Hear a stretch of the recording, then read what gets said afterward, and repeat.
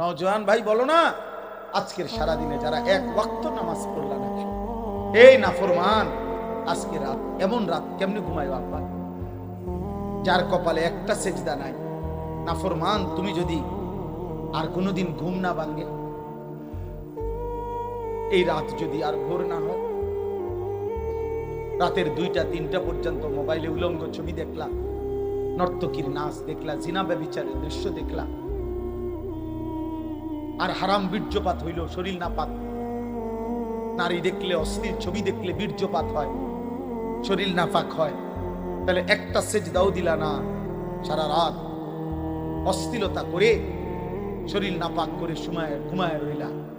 এই রাত যদি আর ঘুম না ভাঙে, নিজের হাত যদি নিজের লজ্জাস্থানে হারাম ব্যবহার করে থাকো, অশ্লীল ছবি আর নর্তকী দেখে থাকো, হয় চোখের জিনা, নয় হাতের জিনা, নয় কল্পনার জিনা, নয় কানের জিনা, জিনাই তো হয়েছে। আর আল্লাহর নবী বলছে, লা ইয়াজনি জানি হিনা ইয়াজনি ওয়া হুয়া মুমিন। জিনাকার যখন জিনা করে, ব্যভিচার করে, খোদার কসম নবী বলছে তার ঈমান থাকে না, ঈমান থাকে না, ঈমান থাকে। একটা ছেলে বুঝো, একজন, যদি একজন ছেলে বুঝে থাকো, তোমার আশায় আমি বলছি, ভোটের আশায় না। যদি এই ঘুম আর না ভাঙ্গে, তো এই মৃত্যু কি মৃত্যু হবে?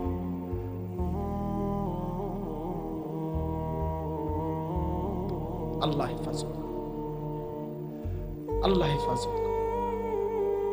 এজন্য আল্লাহ তাআলা বলছে, বান্দা, রব্বিল আলামিন, আমি রব, আমি এই সৃষ্টি জগতের রব, আমি সবার লালন পালন করছি, অতএব প্রশংসা আমার। আল্লাহ বলছে, বান্দা, আর রহমানির রহিম। কেন লালন পালন করছি জানো?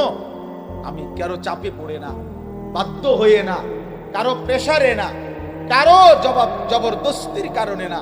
আর রহমানির রহিম, আমি ভীষণ দয়ালু, আমি পরম করুণাময়, আমি সীমাহীন দয়ালু, রহমতের সাগর আমি আরহামুর রাহিমিন, আমি দয়া মায়ার সাগর। আমি যে তোমারে বানাইছি, তখন আমি তোমারে না খাওয়াইয়া রাখি কেমনে? আমি তোমারে ঘুম না পারাইলে তুমি যে বাঁচবা না, চোখে ঘুম না দিলে তুমি টিকবা কেমনে? খাবার না দিলে তুমি টিকবা কেমনে? আসমান ও জমিন না রাখলে তুমি বাঁচবা কেমনে? নিঃশ্বাসের সার্কুলেশন না হলে তুমি বাঁচবা কেমনে? হৃদয়ের স্পন্দন, হার্টবিট না হইলে তুমি টিকবা কেমনে? আমি যে তোমারে বানাইছি বান্দা, যেন আমি রহমান, আমি রাহিম, আমি দয়া করে, মায়া করে তোমাকে লালন পালন করছি। আমারে ডাকলেও তোমারে খাওয়াই, না ডাকলেও খাওয়াই, সেজদা দিলেও, সেজদা না দিলেও, গোলামি করলেও, নাফরমানি করলেও, ঈমান আনলেও, কুফরি করলেও, আল্লাহ বলেন আমার দয়ার কারণে আমি গোটা সৃষ্টি লালন পালন করছি। তবে মানুষ, এটা শুধু মনে রেখো, আজ যেমন দয়া দেখে তুমি ভুল করো না, আমি কিন্তু মালিকি ইয়াউমিদ্দিন, আমি কিন্তু বাদশাহ, আমি কিন্তু রাজাধিরাজ, আমি জব্বার, আমি কাহ্হার, আমি আজিজ, আমি যুনতিকাম, আমি শদীদুল ইকাব, আমি সরিউল হিসাব। আমি হিসাব নেব, আমি বিচার দিবসের মালিক, আমি বাদশাহ। মনে রাখবা, বাদশাহ যেমন পুরস্কারও দেয়, বাদশাহ তেমন শাস্তিও দেয়। আজ আমি সব দিলাম, আগামীতে আখিরাতে সব হিসাব আমি নেব বান্দা। আপনি কি ভাবছেন আমারে আমি ছেড়ে দেব? না না, আমার একটা নিঃশ্বাসের হিসাব নেব, একটা নিঃশ্বাস, একটা নিঃশ্বাস। সুম্মা লাতুসআলুন্না ইয়াউমাইদিন আনিন নাঈম। আমার একটা নিয়ামতের হিসাব নেব, আমি ছাড়বো না। আমি মালিক ইয়াউমিদ্দিন। আজকে তোমরা ছেলেরা অনেকে মনে করছো তোমার আব্বা তোমারে যেহেতু আর ডাক দেয় না, তোমার মা ডাক দেয় না, গ্রামের কেউ আর তোমারে ডাকে না, তোমার চুল মুশরিকের মতো, তোমার শরীর নাপাক, একবারও পেশাব কইরা পানি নাও না, ঢিলা কুলুক পানি ব্যবহার করো না, তুমি তো নাপাক, তুমি অপবিত্র, তুমি দুর্গন্ধ। নারী দেখে, ছবি দেখে কতবার যে শরীরে বীর্যপাত হইছে তোমার খবরও নাই। তুমি ভাবছো কেউ যেহেতু কিছু বলে না, আল্লাহ বলে না বান্দা, তোমার বাপ ছেড়ে দিতে পারে, মা ছেড়ে দিতে পারে, এই পৃথিবীর সবাই তোমারে ছেড়ে দিতে পারে, আমি রব ছাড়বো না। আমি যেমন আজ সব দিলাম, আগামী দিনে আখিরাতে আমি সব হিসাব নেব। ইন্না ইয়াউমাল ফাসলি কানা মিকাতা, আজ সবাইকে একসাথে খাইতে দিলাম, কিন্তু আলাদা করে দেব, পার্থক্য করে দেব। পার্থক্যের একটা দিন আখিরাত, সেটা আমি ঠিক রাখছি। ফারিকুন ফিল জান্নাহ ওয়া ফারিকুন ফিস সাঈর, এক দলকে জান্নাত দেব, আরেক দলকে জাহান্নাম দেব। এক দলকে শান্তি দেব, আরেক দলকে শাস্তি দেব। এক দলকে পুরস্কার দেব, আরেক দলকে তিরস্কার করব।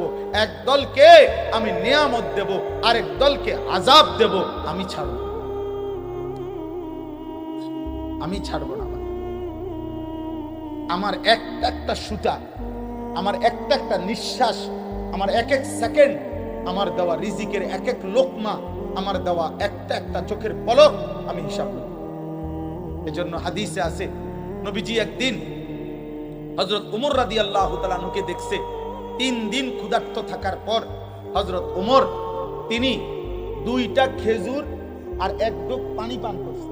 3 দিন ক্ষুধার্ত থাকার পর হযরত ওমর, তাফসীরের মধ্যে আছে নবীজি হযরত ওমরকে বলছেন, ওমর আল্লাহি লা তুসআলু আন হাযান নাঈম, আল্লাহর কসম ওমর, এই 2টা খেজুর আর 1 ঢোক পানির হিসাব কিয়ামতের দিন তোমাকে দিব।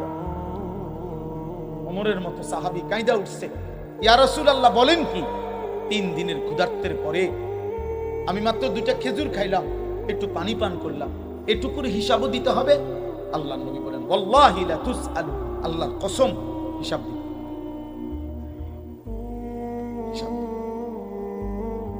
কি বাপ, এক এক প্লেট ভাতের হিসাব দিতে হবে না?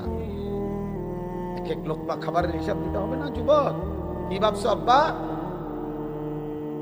আজকে যে 5 বছর 6 বছর সুস্থ, কোনো রোগ নাই, ব্যারাম নাই, তোমার এমন সুস্থ রাখছে কে? তোমার আব্বা। হ্যাঁ, তাকে বললা কেন? 10 টাকার বন আর চা খাবাইলে দি, তার পিছে ঘুরতে পারো, তার কৃতজ্ঞতা আদায় করতে পারো, এত বড় আসমানওয়ালার কৃতজ্ঞতা আদায় করো না কেন? এমন রবের নাফরমানি কেমনে করে আবার?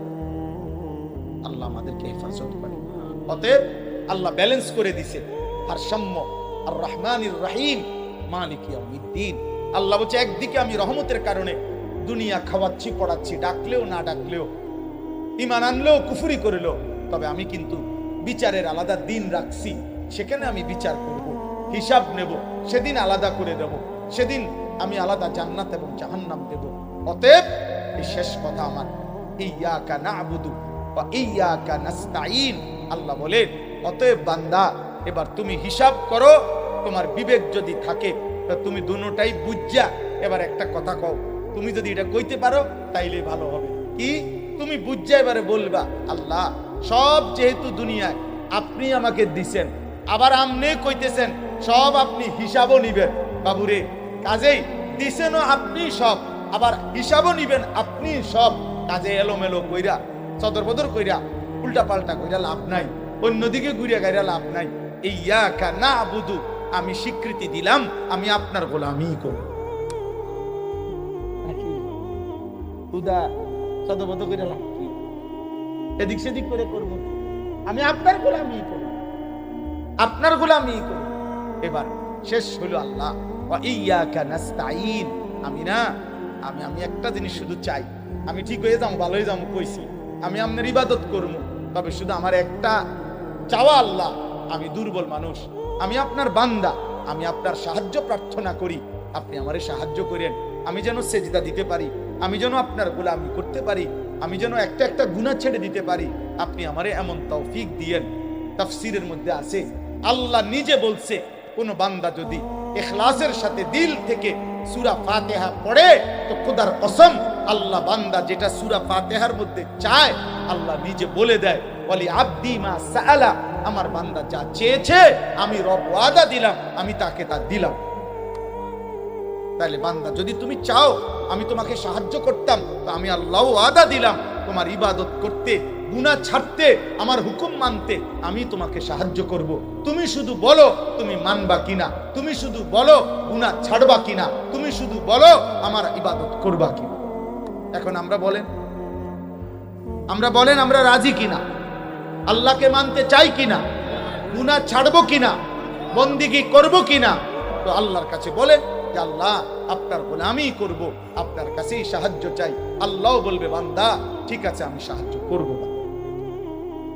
আল্লাহ আমাদের সকলকে ঈমান আমলের দৌলত দান করেন। আমি এই জন্য আল্লাহ ওয়াদা দিছে 2 শর্তে আমি আমলের তৌফিক দেব। কয় শর্তে? 1 মনোযোগ দিয়ে শোনো, 2 চুপ থাকো। তুমি 2টা পূরণ করে দাও আমাকে, আমি আল্লাহ তোমার উপরে রহমত করব, মানে তোমাকে আমলের তৌফিক দিয়ে দেব। এটা গুরুত্বপূর্ণ। কেন আমলের তৌফিক হয়? মনোযোগ দিয়ে শোনেন। ওই বুড়া মিয়া দেখবেন মসজিদে জুমার নামাজের বয়ান হয়, ইমাম সাহেব বয়ান করে, উনি গার ফালাইয়া এরকম মানে জুড়ায়। আপনি এই 200 বছর পরেও দেখবেন উনি বিড়ি খায়। ওনার বয়স হয়ে গেছে 90, উনি এখনো গালিগালাজ করে। কেন? কোনোদিনও আল্লাহর কথা মনোযোগ দিয়েই শোনেন, যার কারণে হায়াত চলে গেছে লম্বা, কিন্তু আমলের তৌফিক। গুনাহ ছাড়ার মতো হিম্মত আসে না।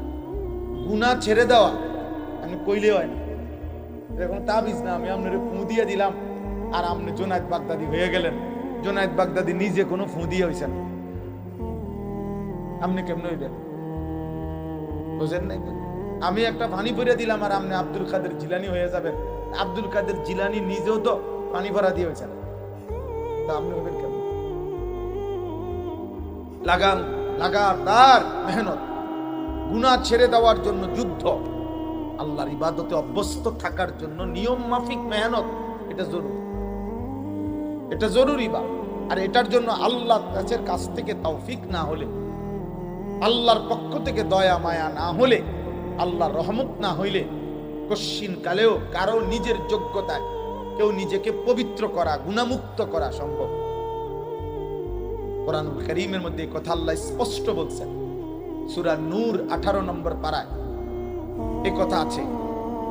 আল্লাহ তাআলা বলেন, ওয়ালাউলা ফাদলুল্লাহি আলাইকুম ওয়া রাহমাতুহু মা যাকা মিনকুম মিন আহাদিন আবাদা। আল্লাহ নিজে বলছে, শোনো, আল্লাহর অনুগ্রহ, আল্লাহর রহমত যদি তোমাদের উপরে না হয়, তাহলে কখনোই আবাদান, কখনোই তোমাদের কেহ নিজেই নিজেকে পবিত্র করতে পারবে না।